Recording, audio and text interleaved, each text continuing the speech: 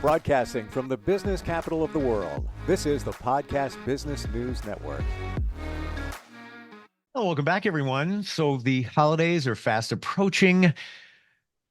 It brings some angst and anxiety to some of us just thinking about, if you just think about the planning alone, then you think about the presents, then you think about family, friends, all of this coming to this chaotic situation for some of us, many of us.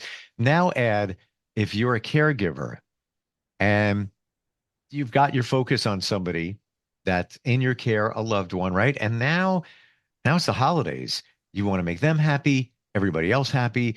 We are going to talk about preparing for the holidays if you are a caregiver. And she's been there. She's done it. She is somebody who coaches people on this, being a caregiver. Amazing. And she's back with us. Marika Humphreys is on the program. How you doing today? I am doing well. I'm starting to get into the holiday spirit a little more, dressed for the occasion today. But Love the yeah, scarf. Got to tell you, love the yes, scarf. It's yes, it's fun, festive, but not over the top. yes. Well, this was a gift for Christmas last year for me, actually. Oh, So, which is perfect. Yeah, love it. yeah. So I'm doing well. Mm. Well, I'm gratified that you're back with us. This is, we've talked about some challenging things that caregivers go through, but there's so many things involved with the holidays, logistics, emotions, anxiety, all of that. Even if you weren't a caregiver, now add that in. There's a Yeah, lot going on there.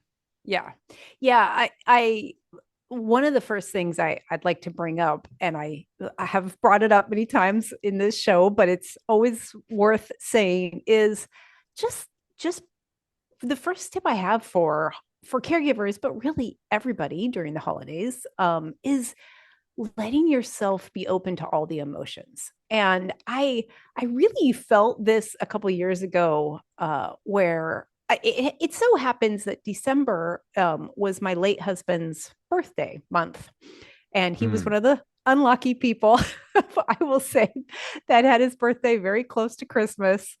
But for me, that has always been a really challenging date because we just had a lot of good memories around his birthday time and Christmas. So I noticed for several years after he passed away that December was just extra hard.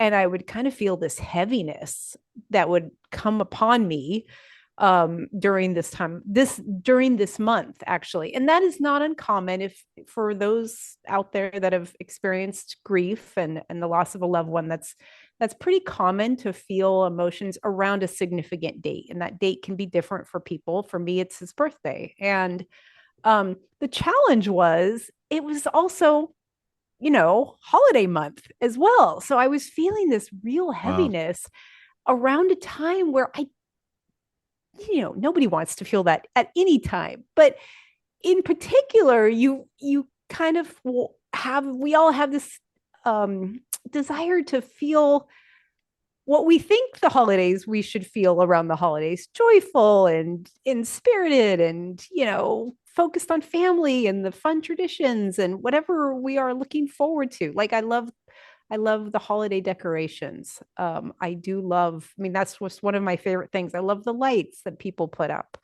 And to have that heaviness sort of accompany me during that time, I really had to come to terms with it. So that is the first thing I want to bring up. Is I think as caregivers, we have a lot of mixed emotions around the holidays. Sometimes for some people, it's simply dread. Like, they just don't even want it. They wish they could skip the holidays altogether, but it may be some sadness or melancholy for like past times, maybe when your loved Mm. one wasn't sick or ill, or whatever is the current situation. Sometimes you're thinking, is this the last year for them?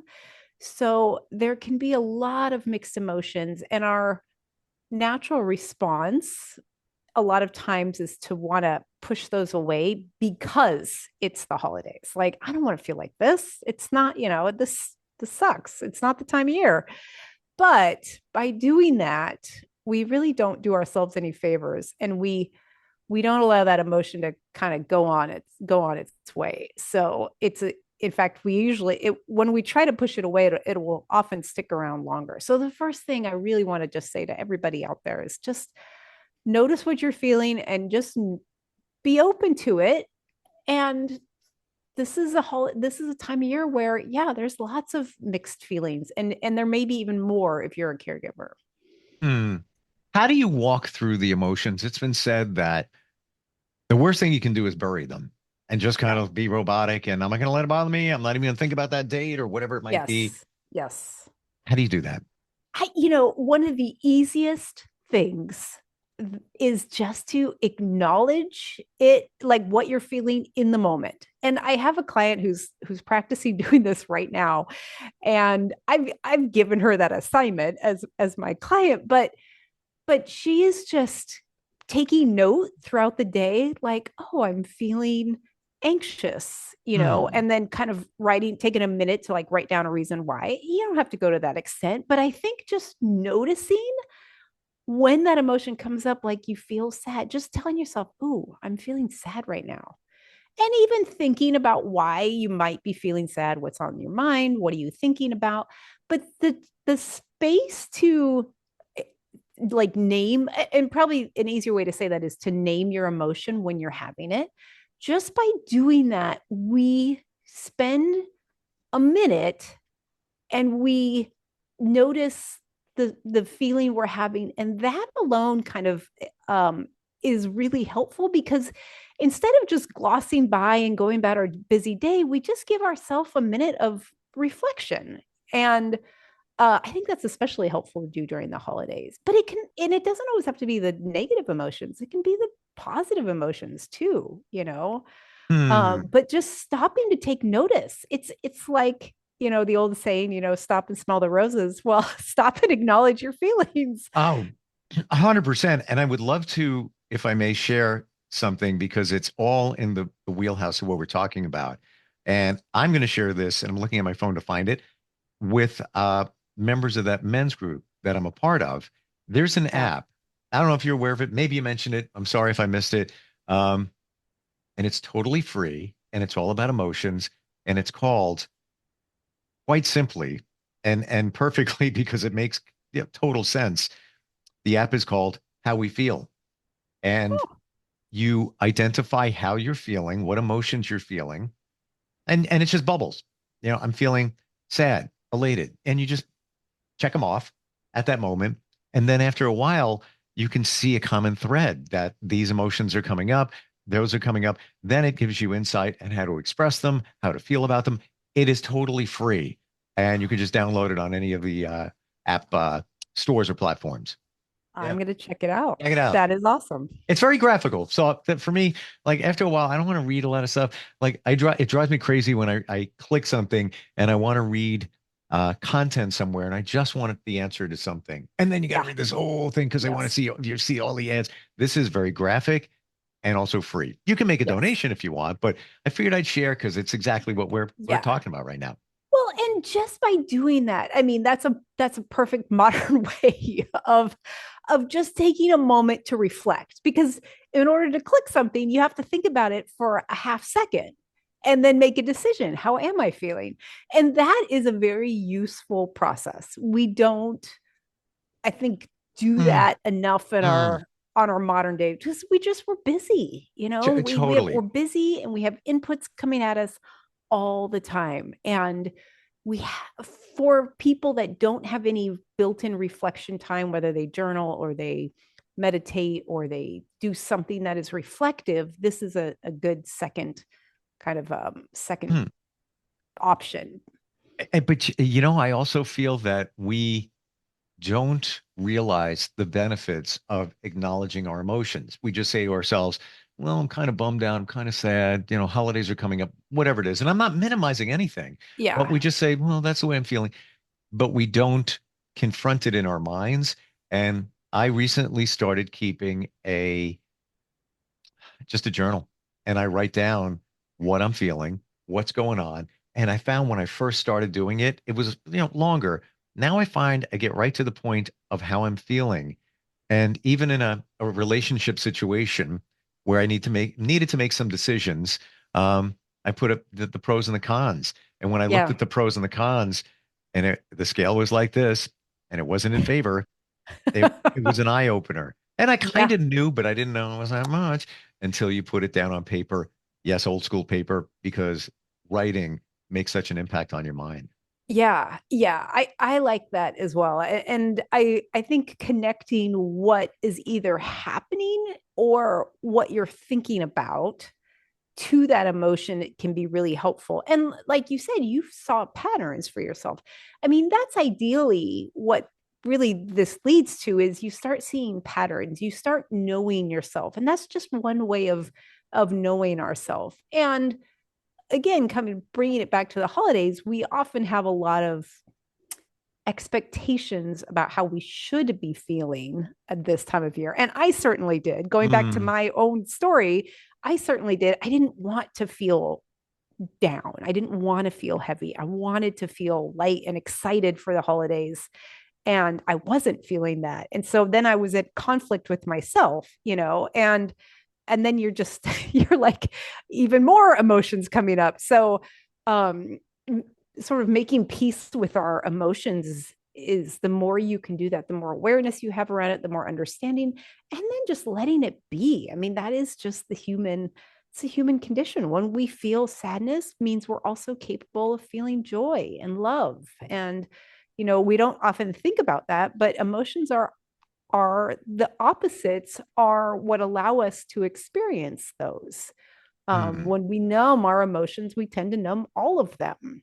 And, if we like to just only get rid of the bad ones, but that's not, that's not how it works. So when we feel the joy, we will often feel the opposite of that. And that's fine. It's okay. What about those of us who feel we're supposed to feel a certain way? Like, Yeah. let's say somebody is in your care, they're not doing that well. Um, Now the holidays are here. You got Yeah. family and obligations and everything, all good. But you want to feel happy that the holidays are here, but you feel guilty that hey, everything's great, the holidays are here, but you're caring for somebody that maybe has limited time, if you will, and Yeah. that balance in between the two. How do you navigate that? Yeah. I, I am a big fan of authenticity. Mm, And what I mean is, we often feel we need to put on a front for someone. For someone where, and usually that front is or often feel that. I mean, we do that with other people in our lives as well. But when we're caring for someone, there's often this expectation to put on a front, to sort of pretend something for them, to pretend to be strong, to pretend to be upbeat, to pretend to be positive. And I get that. I understand the desire for it. However, as humans, we are all much more insightful than, we pick up on people's energy, and also connection, like genuine connection with people comes when we show our true selves. And that mm, requires being vulnerable and being open.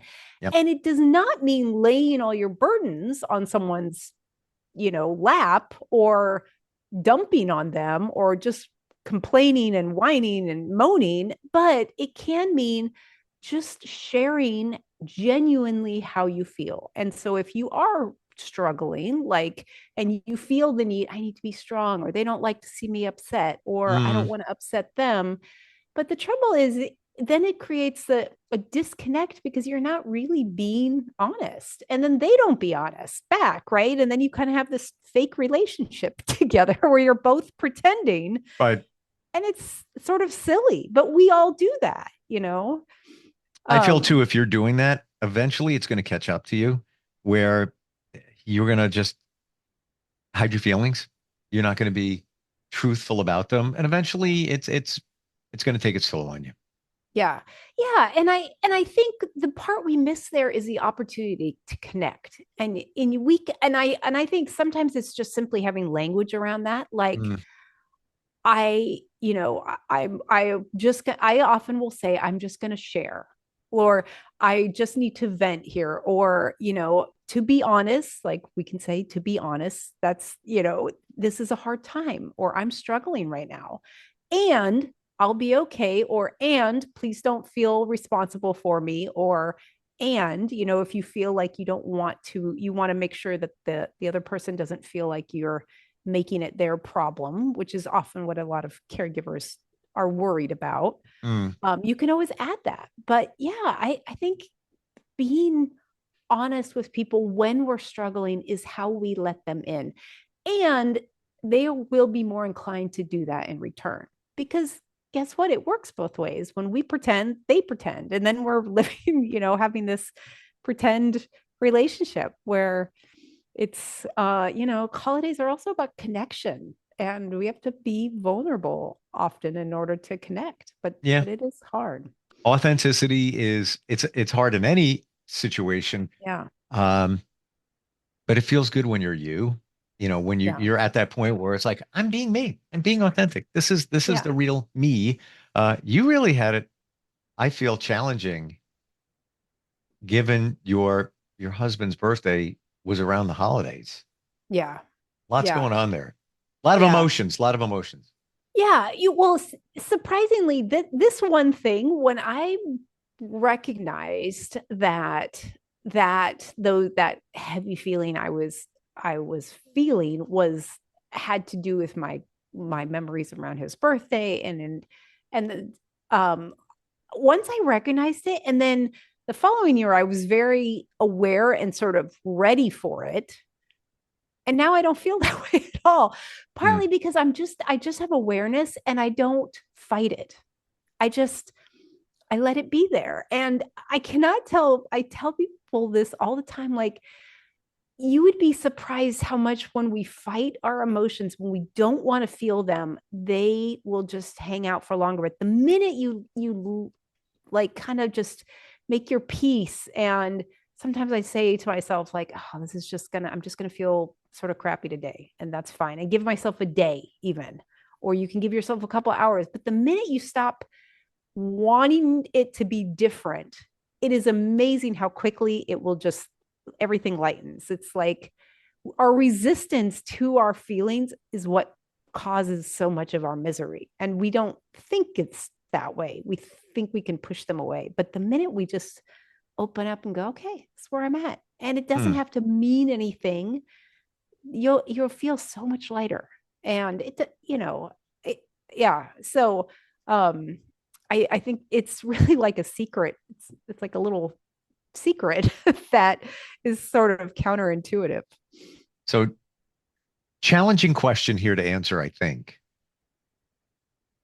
You get to the point where you you're comfortable in a situation with your emotions. Like you said, it doesn't bother you like it did, and you Yeah. navigate through it. And Yeah. this could be, after the fact of caregiving or during, whatever it might be.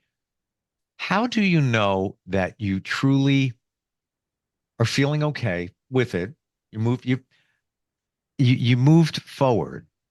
I don't want to say you moved on. You moved forward. Mhm. But how do you know that you're not just burying the emotion? Does that make sense? Yeah. I mean, it's how how you feel. Because when we bury things, they will come up. They will come back up. They don't stay Mm, buried for mm, long. true. And they will often come up in unexpected ways. Um, and and I think also, I mean, and we're talking a little bit now about grief because my husband passed away, but um I think now, I mean, it's been many years. It's been 6 years now. And still I have moments of deep, deep sadness and loss. But because I am aware of them, I'm very open to that. And I will sob, and it lasts like all of about 5 minutes. And then I go on. And I sometimes am amazed that, you know, that Mm, feeling even now can be so strong. Now, so but when we bury things and don't acknowledge it, they will just kind of eat away at you. And I think you'll feel that heaviness, or it will impact your ability to have other relationships, or, it will find a way. I mean, sometimes people don't always see that, but I wish I could give a more clear answer. But I think that the difference is it's in how you feel, and our perspective of those emotions, even when they come up, will also mean you've either buried it or have moved forward, and with acceptance, right? I think one is denial and one is acceptance. I think that's maybe the difference there. Acceptance. That's a really good word. Yeah. Yeah. It really just say, I'm accepting the situation. It still affects me. Yeah. We're not, Absolutely. but then there's also guilt that I'm sure comes into play, where you might say to yourself, well, I should be feeling this, or I should be feeling that. Maybe we just need to let that go and just realize that this is what I'm feeling. I'm being authentic with myself. Yeah. I mean, one of the other things I think is really accepting that emotions, while we've given them labels, good emotions and bad emotions, but they're just emotions. They're just function. They're a way of feeling because of how we're thinking. And when we have feelings of guilt, it's because we're thinking, I shouldn't have done this, or we're thinking something bad about ourselves. Right. So, the emotion in and of itself isn't a bad thing. It's just an emotion. And when you can get to that point, which is a truly freeing place, like all of our emotions, they don't feel the same, but they don't mean anything about us as humans. If we can, and then when we're able to let go of that value judgment, then you can get more curious and go, okay, why am I feeling this, or what's going on here? But yeah, guilt is just a way of letting you know that you're questioning your either past decision or behavior or whatever it is. And that's maybe spend some more time thinking about, why do I feel guilty? So if you can think of, we've talked about this before, but yeah, emotions as messengers for something to pay attention to in your life is a better way, I think, to think about them, as opposed to just, ooh, I don't want to feel this guilt, let me just push it away, kind of resisting the emotion. So nobody else talks about this stuff. Yeah, they just not don't. a lot, not enough, not probably. Not a lot. Not a lot of people talk even about the emotions in general. Yeah. Now added to situation with caregiving, and whoa, there's a lot going on there. This is what you do. You help people out as our professional of the year. To reach out to you, the best way is just go to your website. Go to my website. Yep. CoachMarika.com. And I've got a podcast on there as well. And you can set up a consultation with me. And that is the best way to get in touch. Love it. Coach Marika, Marika.com. I got to tell you, talk to lots of coaches, and there's all different types of coaches, many life coaches, etc. I've never spoken with somebody who does what you do and has the empathy that you do to help people. And it's refreshing. It's amazing. And you are all of that. And I appreciate you with these past number of podcasts talking about stuff but we dug into, because nobody else talks about it. Yeah. Well, thank you, Steve, for that. And it has been a pleasure having these conversations. I hope they've been helpful for people out there. I know we have. And somewhere along the way, we'll connect again. I'm sure there's going to be a time. All right. Sounds good. Thanks. Okay. Thank you. Thank you. We'll be right back. Are you looking for even more of the podcasts and hosts that you love? The Podcast Business News Network is proud to announce that you now have even more ways to listen live. Check out the MyTuner Radio, online radio box, and Simple Radio apps on iOS and Android, or find us online. Search for Business News Network on mytuner-radio.com, or search Podcast Business News Network on streama.com and onlineradiobox.com/US. Take your podcast on the go and don't miss a minute of the action.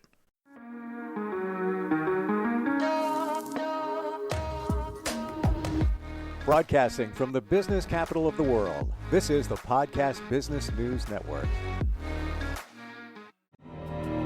For nearly 2,000 severely injured veterans, everyday life has become filled with barriers. Day-to-day simple tasks can become pretty daunting. I have to carry my chair up 2 flights of steps or have somebody do it for me. What scares me the most is just the falling. When I'm struggling with my house, I think, to have that one great barrier just knocked down, it's crucial. Home for Our Troops is a wonderful nonprofit that builds a Mortgage-free, fully adaptive, handicap-accessible house. And there's no catch. It'll be our very first home that we've ever owned. This is a game changer. This is where your life begins again. We need you to join us in completing this important mission. Please visit hfotusa.org and help build homes and rebuild lives. Because of you, everything's going to be okay.